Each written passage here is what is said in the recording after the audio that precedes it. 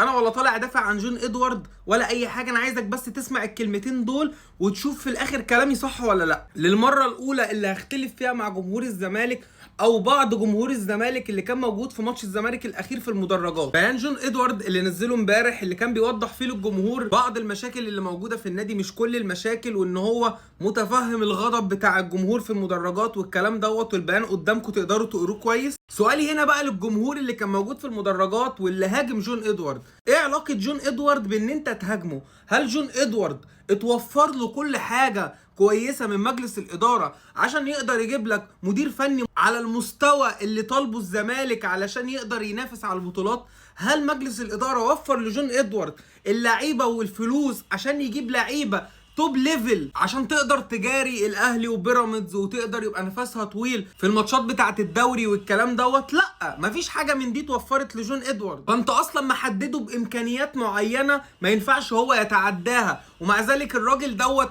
قدر يطلع لك في الصفقات اللي جابها بلعيب زي خوان بيزيرا. لعيب دوت ان شاء الله يقدر بعد كده يلعب سنه ولا سنتين مع الزمالك، والزمالك يبيعه سنه لسه صغير، يقدر يدخل مبلغ كويس للزمالك في المستقبل. وعلى فكره وارد جدا ان انت تجيب صفقات ما تنجحش، الموضوع ملوش علاقه اصلا بجون ادوارد، غير بقى الحملات الممنهجه من بعض الناس اللي بيسموا زملكاويه عشان بس خاطر يخلوا جون ادوارد يسيب السفينه ويمشي. منهم اصلا ناس صحاب لعيبه كان جون ادوارد هو السبب في ان هو يخليه يعتزل، فطالع يصفي حسابات على حساب نادي الزمالك. وعشان انت صاحب لعيب، اللعيب دوت كان جون ادوارد سبب في ان هو يعتزل، فان انت تطلع تقعد تكسر في مقاديف الراجل علشان خاطر بس هو خلى لعيب معين يعتزل ويسيب النادي. انا مش طالع ادافع عن جون ادوارد ولا اي حاجه، لكن الراجل دوت مش متوفر له اي عامل من عوامل النجاح عشان اقدر احاسبه 100%، ومع ذلك الراجل بيتحدى وبيواجه صعوبات كتير قوي وقدر والله ان هو يعمل. على فكره